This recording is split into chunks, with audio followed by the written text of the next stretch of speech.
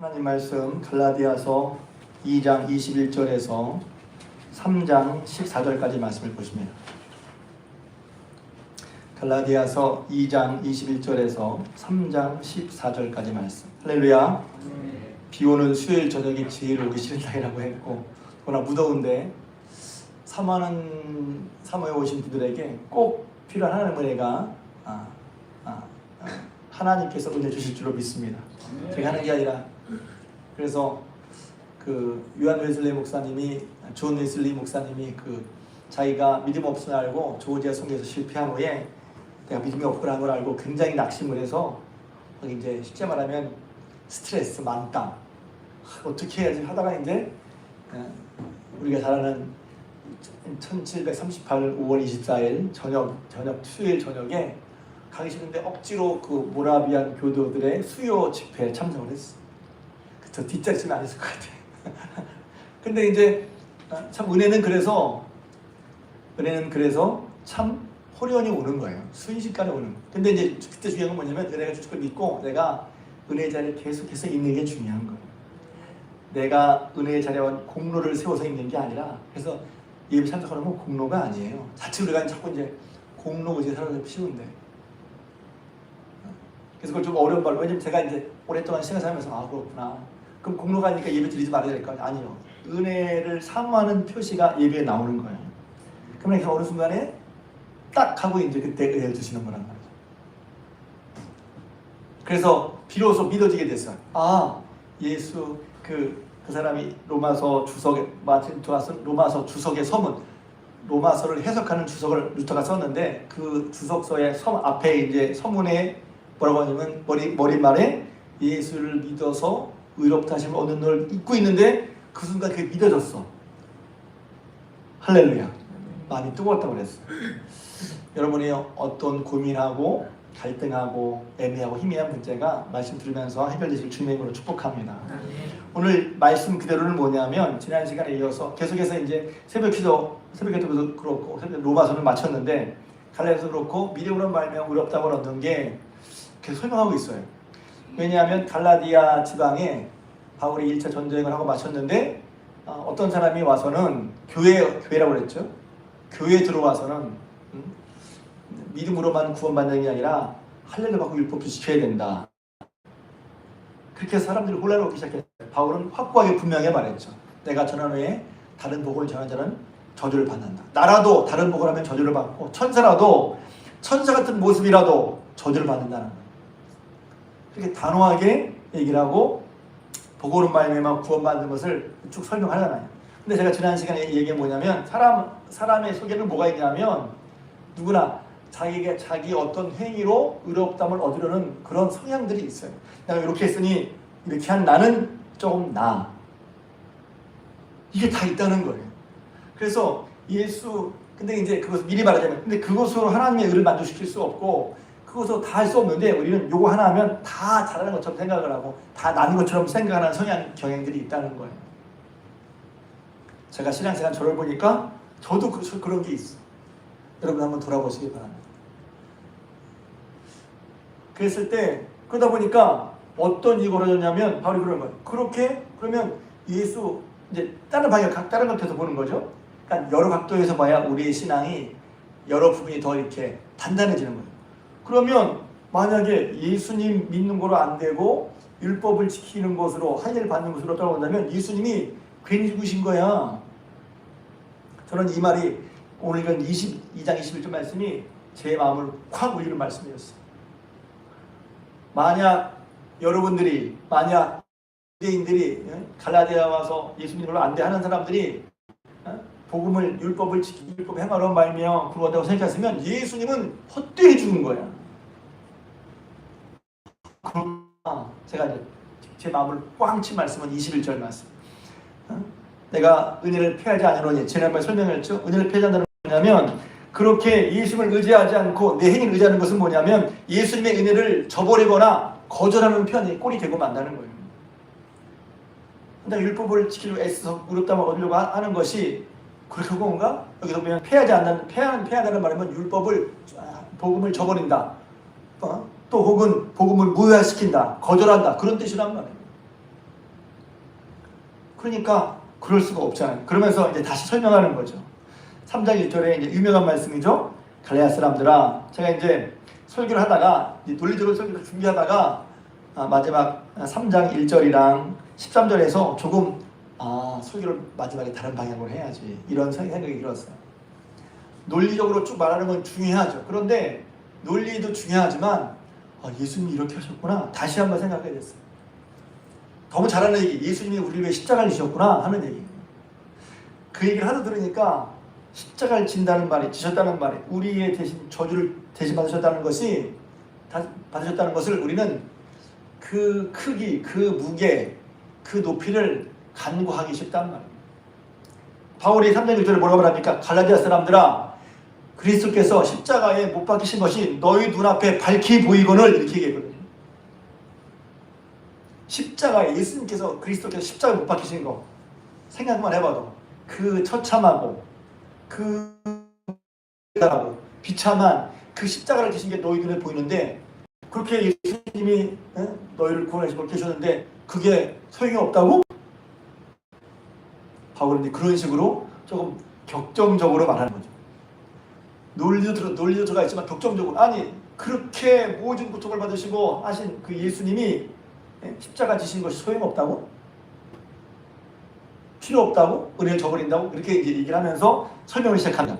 그러면서 얘기하죠. 너희가 3절에 성령을 받은 것, 또 뿐만 아니라 5절에 성령을 주시고 너희 가운데 능력을 행하신 이 일이 율법의 행위에서냐 혹은 듣고 믿음에서냐, 2절부터 5절까지 이게 그것입니다.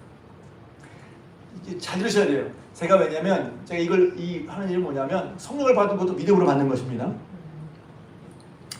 제가 왜 이런 말씀 드리냐면, 제가 자란 그 교회가 목사님이 부흥사였고, 그래서 성령에 대한 얘기를 기가 막히게 들었어요. 그런데 이제 목사님이 그런 의도는 아니지만 설교 들으면서 성령을 받으면 뭐 죄를 용서해, 회개해야 돼, 뭐 해야 돼 이렇게 계속 말씀하시는 거예요. 제가 같이 기도한 청년 중에서 맨 마지막으로 성령 체험을 했거든요. 제일 꼴찌로. 그러니까 목사님 설교 들으면 성령 받기 위해서 뭘 해야지, 성령 받기 위해서 뭘 해야지, 성령 받기 위해서 뭘 해야지. 그때는 제가 그래서 결국은 이제 나중에 성령세를 받았는데, 제가 목회를 하면서 보니까 자칫 이게 말입니다. 성령을 받으려면 요것도 하고 율법적으로 요걸 해야만 받는다, 이렇게 생각하기 쉽겠다는 생각이 들었어요. 제가 그랬었어. 이것도 해야 돼, 뭐것도 해야 돼. 물론 필요 없다는 거 아니에요. 회개하는 간절한 마음, 약속을 믿고 회개하고 간절히 바라는 마음, 왜 주신다고 하셨으니까, 누구든지 믿는 성령의 선물을 받으려 하셨으니까 그 약속의 말씀을 믿고, 또 회개하는 마음을 가지고, 그리고 또 간절히 기도할 때, 우리가 보통 성령 세례를 충만할 때 허리가 끊어지더라고 주여 주여 외치고, 근데 눈물이 콧물 드러나고 간절하게 구할 때, 그건 맞아요. 그 틀린 말은 아닌데 그렇게 안 하면 안 주신다. 왜 그러냐면 그 바탕에도 뭐냐면 믿음이 훨씬 더 중요한 건데, 제가 성경을 통해서 알았어요. 목사님은 이 말씀을, 제가 키운 목사님은 이 말씀을 무시해서가 아니라 우리에게 이제 성령 충만하라고, 성령 충만할 때 이렇게 하면 수임 받기 쉽다고 했는데, 제게는 어떻게 들리려면 이렇게 하면, 제가 설교할 때도 혹시 성도들한테 여러분 이렇게 해야 됩니다가 아니라 이렇게 들릴까봐 제가 좀 조심스럽습니다.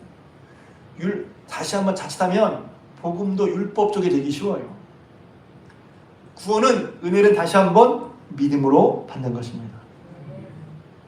이 믿음도, 그래서 여러분이 믿다고 할 때 그 믿음을 제가 좀 더 간단히 다시 한번 설명하겠지만, 아브라함이 하나님 믿었다고 할 때 그 믿음이 어떤 믿음인지 우리가 잘 볼 필요도 있어요.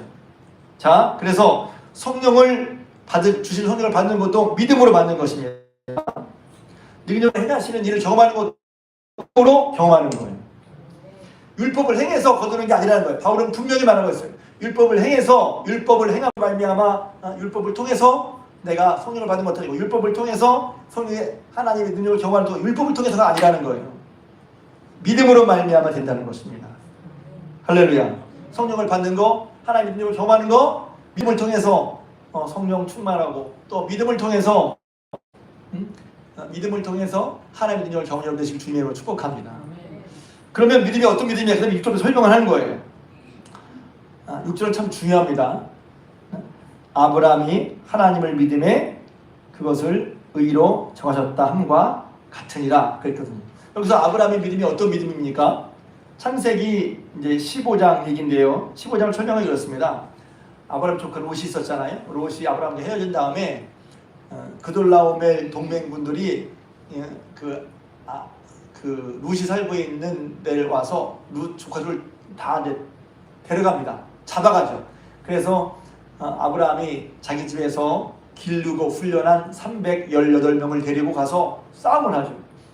그돌라오멜 동맹군들이 소돔을 졌는데 가서 아브라함이 이겨서 승전거를 불고 옵니다.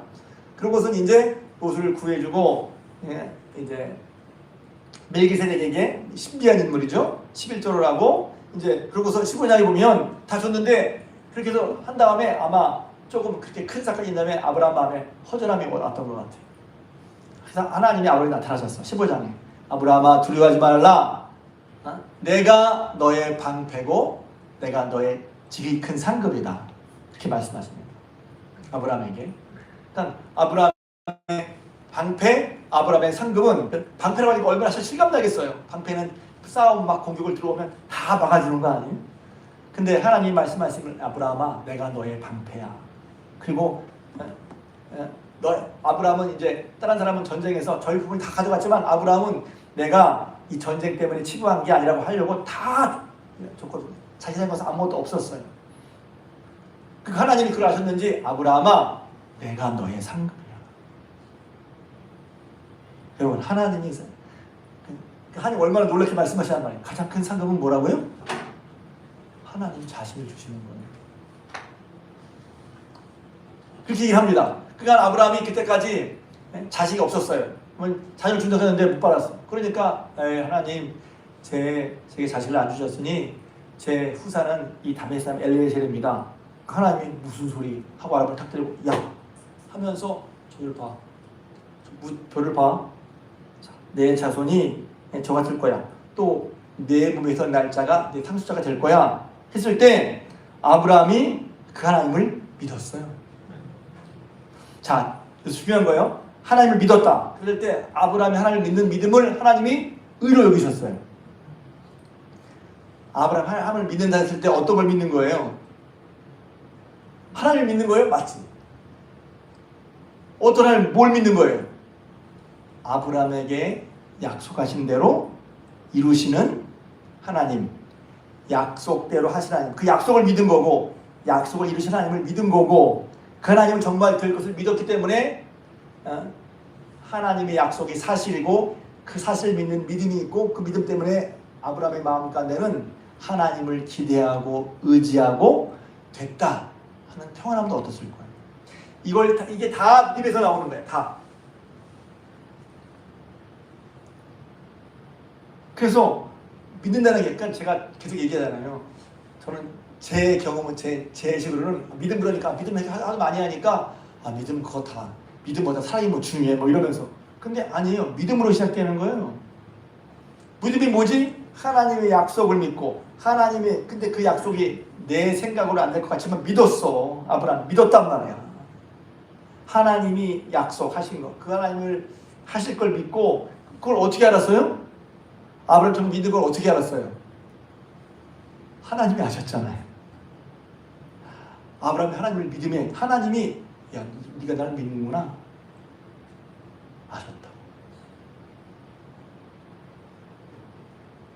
그러니까 믿음은 내가 믿는 믿음이 아니라 하나님이 인정하는 믿음이 돼요. 그래서 보면 아브라함이 하나님을 믿음에 하나님이 아브라함 믿음을 너 진짜 날 믿는구나. 그래서 그 믿음을 의로 여기셨단 말이에요. 할렐루야. 그래서 하나님을 믿는다는 것을 여러분이 그냥 제가 새벽에 얘기했지만 그냥 딱 어떤 성경을 알아. 또 그렇게 생각해. 이 정도가 아니라는 거예요. 한번 아브라함이 그래서 아브라함 믿음 보고 싶은 창세기를 한번 훑어야 돼. 이런 게 믿음이구나. 아브라함의 삶의 모습들을. 그래서 성경 뭐라고 하냐면 그렇게 하나님이 아브라함을 믿어서 믿음으로 의롭다 함을 얻는 최초의 사람이 된 거예요. 아브라함.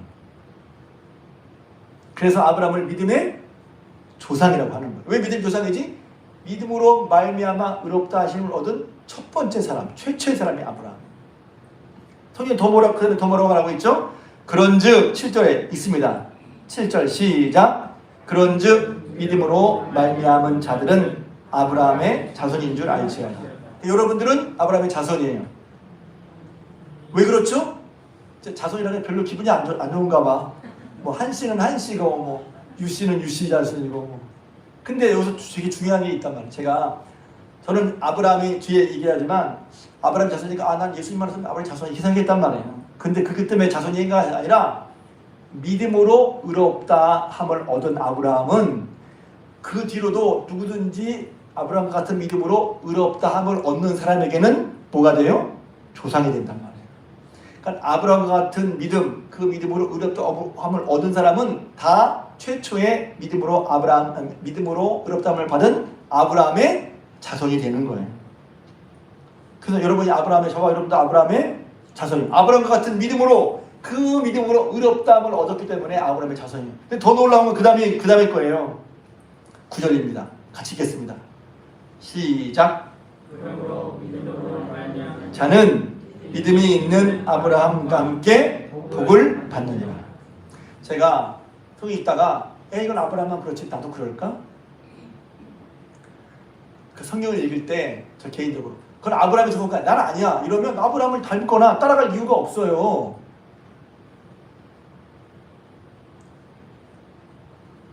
그게 아브라함만 된 거라면 어쩔 수 없어. 근데 누구나 된 거야. 그러면 예를 들면 믿음으로 말미암은 자는 믿음인 아브라함과 함께 복을 받는 거야. 그러니까 아브라함이 믿음으로 의롭다함을 받고 믿음으로 살아서 그가 얻는 복은 우리 똑같이 믿음으로 아브라함과 같은 믿음으로 사는 사람들에게 똑같이 함께 복을 받는 거예요. 할렐루야. 그러니까 아브라함이 믿음으로 복을 받았구나. 그러면 아브라함의 믿음을 배우려고 따르려고 그럼 아브라함이 어떻게 살았지? 그럼 창세기 10장부터 24장까지 아브라함의 얘기를 봐야 되는 거지. 자, 그런데 또 하나 더 중요한 게 있어요. 저는 처음에 하나님께서 이제 아브라함에 약속하실 때 내 씨로 말미암아 내 후손으로 말미암아 모든 족속이 복을 받으려 했을 때 저는 이제 제가 저를 돌아보니까 내 복을 뭐라고 생각했지? 아브라함이 부자가 됐구나. 그럼 아브라함이 부자가 된 게 혹은 아브라함 때문에 이스라엘 족속이 믿음이 퍼져서 그런 건가? 막 이렇게 생각했어요. 여러분은 제가 한번 묻겠어요. 마음을 대답해 보세요. 아브라함으로 말미암아 모든 족속이 복을 받겠다는 말이 도대체 무슨 말인 거예요? 그러면 아브라함이 돈이네 부자가 됐으니까 만사형통하는 게 복을 받는 건가? 근데 바울이 갈라디아서에서 그 복이 무엇인지를 얘기하고 있단 말이에요. 그 복이 뭐죠? 8절 말씀입니다. 읽겠습니다. 시작. 이방을 믿음으로 말미암아 의로 정하실 것을 성경이 미리 알고 먼저 아브라함에게 복음을 전하되 모든 이방인이 너로 말미암아 복을 받으리라 하였느니라. 그러니까 아브라함 때 모든 복을 받으라는 말은 뭐냐면 하나님이 아브라함만이 아니라 아브라함이 최초 삶으로 믿음으로 의롭다함을 여기면 복을 받았으니 그런 믿음으로 말미암아 복받은 아브라함을 통해서 모든 족속이 다른 이방인들이 저와 여러분까지도 믿음으로 말미암아 복을 받는다는 것을 전하기 위해서. 그래서 아브라함이 아브라함의 후손으로 말미암아 복을 받는 말이 결국 뭐냐면 아브라함이 보여준 것처럼 믿음으로 말미암아 의롭다함을 얻는다는 것이 하나님 말씀하신 복이라는 거예요.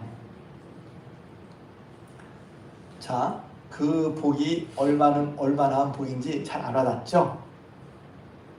설교를 이런 거 잘해야 되는 걸 생각하는데 저도 필설로 글과 말로 이것이 얼마나 엄청난지 얼마나 크고 놀라운 것인지 왜냐하면 구원의 감격은 내가 가진 것이 얼마나 기쁜지 알아야 있는 거거든요. 나 구원 받았어. 그 정도가 아니야. 그리고 구원의 은혜는 나 그래 구원 받았는데 그 정도가 아니야 사실은. 그래서 천국은 마치 뭐가 되면 귀중한 밭에 귀중한 진주, 귀중한 볼을 발견하고 집에 가서 모든 것 다 팔아서 그 밭을 사고 샀지만 모든 걸 다 팔아 샀지만 그 밭이 너무 귀중해서 혼자 즐거워하는 거야. 그래서 성령은 참, 야, 어떻게 이런 비유를 했을까? 그게 얼마나 보면 다 모든 걸 다 팔아서 샀지만 그 귀한 걸 샀기 때문에 너무너무 기쁜 거지. 천국은 그런 거라고 했어요. 그러니까 다시 한번 지금 우리가 감정적으로 와닿지 않는다 하더라도 어느 순간 성령께서 내가 받은 아브라함이 갖은 믿음을 통해서 그런 믿음의 조상인 아브라함이 믿음으로 말미암아 구원받는 것이 우리에게 내려와서 우리가 아브라함 말미암아 시작된 그 구원의 복을 아브라함으로 시작된 믿음으로 의롭다 없는 복을 우리가 갖게 된 것이 그게 바로 하나님이 말씀하신 내 씨로 말미암아 모든 민족이 복을 받으리라 하는 그 복의 실체는 바로 믿음으로 의롭다함을 얻는 거란 말이죠. 성경은 분명히 말하고 있어요. 자, 그런데 그 다음 얘기는 뭐냐면 10절에 그렇게 하나님께서 이미 창세기부터 믿음으로 의롭다고 하는 복을 말씀하셨는데 어떤 사람은 여전히 뭐라고 하고 있냐면 율법의 행위를 받아야 된다. 율법의 행위를 지켜야 된다. 그래야 의롭다고 할 수 있다 말한다는 거예요. 그러니까 바울이 반론을 제기하죠. 그래? 그런 사람들은 결국 율법의 저절에 있는 거나 마찬가지예요. 왜? 누구든지입니다. 어떤 사람에도 예외 없이 여기서 다 포함되는 거예요. 누구든지 someone, everyone, anyone 누구라도 예외가 없이 왜? 율법에 속한 자들은 누구라도 그 다음에 율법책에 기록된 대로 모든 일을 율법책에 기록된 대로 모든 일을 한 가지만 아니야. 모든 일을 그 다음에 어떻게 해요? 항상 행해야 되는 거야. 그래야 의롭다고 하는 거야. 이게 안 된다가 아니죠. 그러니까 뭐예요? 여기 저주란 말이에요. 그렇게 모든 일을 항상 행하지 않는 자는 율법의 저절에 있는 자라고 했단 말이에요. 그리고 당연히 그러니까 그렇게 율법으로 말미암아 의롭다함을 받는 사람이 없어. 그러니까 우리는 다 예수님 믿기 전에는 다 율법 아래 율법을 지키지 않아서 율법이 말한 저주 아래 있는 자란 말이죠. 율법이 우리에게 선포한 정죄와 판결 그 영원한 죽음의 형벌에 대해서 형벌을 받을 자라고 했던 거예요.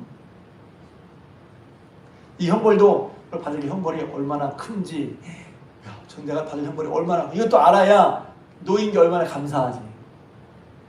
근데 형벌에 대해서 잘 설명하지 않잖아요. 잘 설교하지 않잖아요.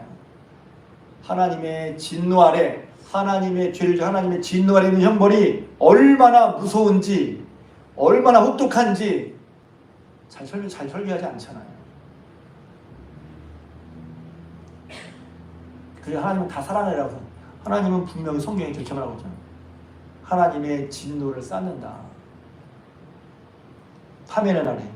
그러니까 율법을 대로 살지 못하면 그런 저주 아래 있는 거란 말이에요. 그런데 13절입니다.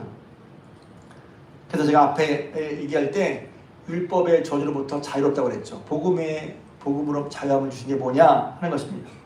자, 13절입니다. 있습니다. 시작. 그리스도께서 우리를 위하여 저주를 받은 바 되사 율법의 저주에서 우리를 속량하셨으니 기록된 바 나무에 달린 자마다 저주 아래 있는 자라 하였습니다. 그래요. 예수님께서 우리에게 죽으신 것은 우리가 받을 저주, 율법을 어겨서 우리가 받아야 될 아까 말씀드린 정죄의 판결과 영원한 죽음의 형벌에 받아야 되는데 예수님께서 저주를 대신 받으셨어. 곧 대가를 지불하심으로. 이게 대속이라고 그랬죠. 속량이라고 그랬어요. 그래서 대가 지불해서 우리를 죄를 값을 주고 도로 우리를 하나님께로 찾아오신 거란 말이죠. 그래서 생명의 대속으로 생명을 값을 주시고 우리 생명을 찾아오신 거 혹은 죄값을 치르고 죄에서 우리를 건져내신 거 똑같은 얘기예요. 그래서 우리를 십자가에 자기 몸을 들여서 그 피를 흘리시는 말미암아 죄값을 치르시고 저주를 대신 받으시고 우리는 죄에서 저주에서 우리를 건져주신 바 된 거죠. 그래서 예수님이 율법의 저주를 받으신 거라고 했단 말이에요. 자, 여러분 예수님께서 십자가에 지시면서 율법의 저주를 다 받으셨단 말이에요. 제가 설교 준비하다가 아까 말씀드린 1절과 13절을 하면서 나는 지금 뭔 설교를 하려고 하고 있지? 본인의 설교를 설교하고 있는데 정작 예수님이 우리의 저주를 받으신 사실 그 저주를 받으시려고 십자가에 주신 사실은 그냥 이론적으로 막 빨리 뛰어넘고 그것만 얘기해주고 싶은 거예요. 그런데 제가 멈칫했어요. 설교를 준비하다가. 우리의 모든 저주를 생명값을, 피값을, 자신 몸을 들여서 우리를 율법의 저주에서 건져주신 분이 예수님이신데 그 예수님 앞에 지금 우리는 어떠한 마음으로 예배를 드리고 있나? 그 예수님이 그러신 것을 우리는 다시 한번 눈여겨보거나 있나? 그리고 그 예수님이 십자가를 지시기 위해 십자가를 지신 것이 눈앞에 밝히 있는데 그 앞에서 지금 우리는 나는 뭐 하고 있나? 나는 무엇을 구하고 있고 나는 뭘 고민하고 있고 무엇을 얻으려고 하고 있고 지금 어떤 마음이냔 말이에요. 어떤 마음.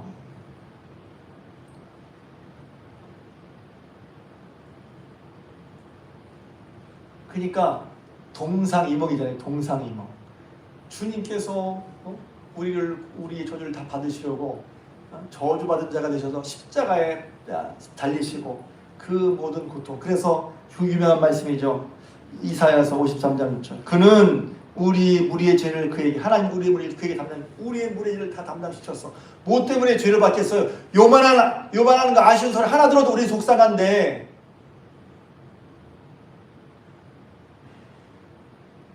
요만한 소리 하나를 들어도 속상해서 힘들다고 하는데 정확한 판단을 바라는데 예수님은 그분이 짓지도 않은 죄를 다 감당하시기 위해서 십자가에 죽으셨단 말이에요. 그분이 눈앞에 보이는데 첫 번째는 뭐냐면 얼마나 억울하셨지. 왜 자기가 감당치 하는 아니를 다 뒤집어 썼어. 왜? 우리는 요만한 것도 뒤집어 쓰기 싫잖아요. 우리라고 해서 또 그런가? 요만한 거 뒤집어 쓰기 싫어. 부당한 대우를 받기 싫어. 좀 다른 얘기죠. 관계 속에서. 예수님은 죄를 다 감당하셨어. 십자가를 지셨어. 그렇게 했는데도 불구하고 어떤 사람은 그런 은혜를 그렇게 예수님이 그런 죽음으로 우리를 치르셨는데 뭐냐면 여전히 그걸로는 안 돼. 율법을 지켜야 돼. 이렇게 말하고 있단 말이에요. 그럼 바울이 죄송합니다. 속이 터지는 거지. 속이 터지는 거야. 하나님이 예수님께서 베푸시는 은혜가 얼마나 큰데 저주를 받으신 게 얼마나 우리의 구원의 큰 복인데 이것이 사람으로 할 수 없는 걸 한 예수님이 해주신 건데 그걸 알지 못하고 그걸 받지 못하고 그 믿음의 복을 받지 못하고 저주에서 풀어주신 그 은혜를 우리가 알지 못하고 이걸 모르니 율법을 지켜야 돼. 그러니 바울의 마음 가운데 그렇게 아브라함부터 믿음을 통해서 의롭다함을 얻은 복을 주신 그 복을 몰라도 너무 몰란다는 거죠. 다 아는 것 같지만 갈라디아 교회 성도들이 하는 얘기란 말이에요 지금. 저는 설교를 준비하다가 오늘도 구원 은혜를 얘기했죠. 근데 보세요. 예수님께서 우리를 위해서 치르신 그 사랑에 그 사랑이 말로가 아니라 그 크기, 희생, 수고 이런 걸 한번 보잔 말이에요. 그러니까 저부터가 이제 이론적으로 설명해야 되니까 이렇게 했는데 제가 문득 우리의 저주를 다 받으셨다 하는 말씀과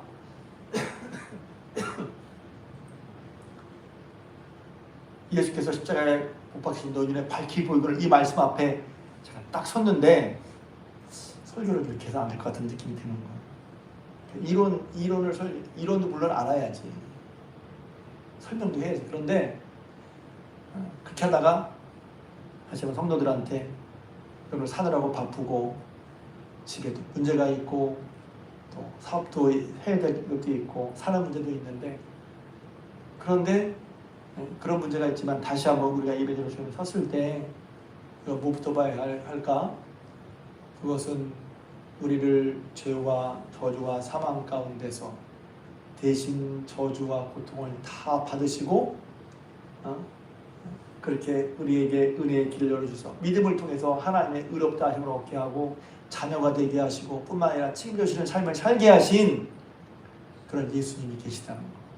그 예수님으로 말미암아 우리 삶이 얼마나 복되어지는지를 우리가 알 때 왜? 이 사람으로 할 수 없는, 사람이라면 할 수 없는 그 은혜를 주신 거잖아요. 그럼 그것을 알 때 내 삶에 대한 내 판단이 달라지는 거예요. 왜 내 삶은 이렇지? 왜 내 삶이 이래요? 아니요. 예수님께서 저와 여러분의 삶의 모든 저주를 풀어주셨어요. 풀어주셨어요. 내 삶이 이게 마음에 안 들어. 내 삶이 이게 문제투성이야. 맞아, 그렇게 볼 수 있지.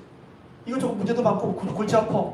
그렇지만 그래요, 현실은. 그런데 성경을 보면 예수님께서 십자가의 저주를 대신 받으시면 우리의 삶을 죄의 사망과 저주에서 하나님께서 의롭다 여기시고 하나님의 자녀로서 삼아주시고 뿐만 아니라 하나님의 자녀이기 때문에 하나님께서 모든 것을 다 후원해서 우리를 세우시는 그런 하나님의 은혜가 배후에 있다는 것을 뭘 통해 보여주셨어요? 예수님께서 우리를 위해 십자가 지심을 통해 보여주셨단 말이에요. 이걸 통해 주신 은혜는 죄송합니다. 살다 보니까 우리가 안중에 없고, 그러니까 어떻게 해요? 사실은 내 삶의 문제를 하나하나 풀어서, 그것도 물론 중요해요. 기도에 말하면 필요 없다는 게 아니야. 그런데 그보다 더 중요한 전제 같은 게 있단 말이죠. 하나님이 예수 그리스도로 여러분의 삶을 복되게 하셨어요. 저주에서 멀어지게 하셨어요. 자녀되게 하셨어요. 그게 그냥 그 사실을 언급, 지지하고 끝난 게 아니라, 영어에 보면 죄송합니다. 현재 완료가 있잖아요. 끝난 게 아니라 자녀가 됐으면 자녀가 된 은혜 가운데 우리가 계속 살고 있는 거야. 자녀를 깨닫고 아는 것은 한순간이지만 자녀로서 저주에서 벗어나게 한 사람으로서 그 풍성한 은혜와 구원을 누리는 사람으로서 우리는 여전히 예수 그리스도의 은혜 안에 있는 거란 말이죠. 그럼 그 안에서 내 삶은 어떠냐 말이에요. 내가 그런 은혜를 생각하지 않고 내가 보는 내 인생은 어때요? 한심해? 내 인생이 기구해? 그럴 수 있죠. 그런데 다시 한번 예수 그리스도 앞에서 한번 내 인생을 보자고 말합니다. 저도 그런 경우가 많지만 이렇게 말하는 거 별로 좋은 건 아닌 것 같아요. 그러나 저는 경험은 그 예수 그리스도로 말미암아 주어진 그 은혜 때문에 삶은 달라진 거거든요. 끝까지 어떤 면에서 완전히 달라진 거야. 현실에서는 그런 내 삶에 여러 가지 제약들이 있고 상처들이 있고 아픔이 있지만, 그러나 예수 그리스도께서 우리를 위해 십자가에 죽으신 그 은혜 때문에 그 모든 저주에서 벗어나서 하나님의 자녀로 살아간다는 것이 우리의 현재, 우리의 과거, 우리의 미래까지도 확 바꿔버리는 그 은혜의 역사를 예수 그리스도에서 이루어주신 거란 말이죠. 저도 여러분도 이런 은혜로 베풀어진 구원의 은혜가, 그 구원의 은혜의 과거, 현재, 미래 뿐만 아니라 높이, 깊이, 크기와 길이가 예수 그리스도에서 여러분의 더욱더 깊이 새겨지기를 주님으로 축복합니다. 그게 아니면 그렇게 하는데 이걸로도 안 되고 여기서 찾는다고? 그렇게 안 된다는 거예요. 우리에게 그래서 이 말씀은 다시 한번 아브라함의 믿음으로 구원받은 것처럼 우리도 믿음으로 구원받은, 그리고 믿음으로 말미암아 우리가 성령도 믿음 안에서 믿음으로 주시는 것이고 하나님 믿음 경험하는 건데, 그렇게 우리가 믿음을 통해서 율법의 저주 벗어나 믿음을 말미암아 복을 받게 하신 그 배후에는 뭐가 있냐? 우리의 저주를 대신 받아주신, 우리 죄값을 대신 치러주신, 생명을 주신 예수 그리스도, 십자가에 신 예수 그리스도가 딱 있으시다는 거예요. 그분 앞에서 우리 삶을 바라봐야 합니다. 그분 앞에서 내 삶을 규정하자는 말이죠.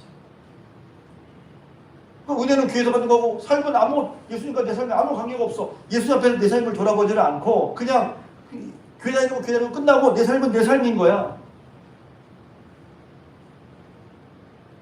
이원론적으로 생각하지 말고, 교회에서 그렇게 말하지만 사는 건 이거잖아요 하지 말고, 여러분의 삶이 그리스도 예수 안에서 복된 삶인 것을, 기가 막힌 삶인 것을, 율법의 저주를 벗어나서 하나님의 자녀로 사는 삶인 것을 다시 말고, 그럼 어떻게 해야 될까요? 하나님, 제가 하나님의 자녀가 됐습니다. 믿음으로 하나님의 자녀가 됐습니다. 하나님의 자녀입니다. 자녀인 저희들을 이끌어 주세요. 하나님의 자녀다운 삶을 살도록 도와주세요. 저는 하나님의 자녀입니다. 대통령 자식만 된 것도 그럴 텐데 너무 뻔한 얘기 같지만 하나님의 자녀입니다. 하나님의 자녀. 그리스도의 구원의 은혜를 힘입고 살아가는 대신 우리를 위해서 대신 주신 예수님의 그 대신값. 그래서 우리가 저 여러분들이 어느 정도 값어치가 있냐면 예수님 짤이잖아요. 예수님 짤. 예수님 어치. 그래서 예수님 앞에서 우리의 모든 저주를 감당하신 십자가에 하신 예수님 앞에서 우리 삶을 다시 내 삶. 그래서 성경은 그걸 보고 한마디로 뭐냐면 여러분은 새 피조물이라고 했어. 새 인생이야. 새 인생. 말로만 새 인생이 아니라 새 인생을 날마다 경험하며 살아가는 저 여러분 되시기를 주님의 이름으로 부탁을 드립니다.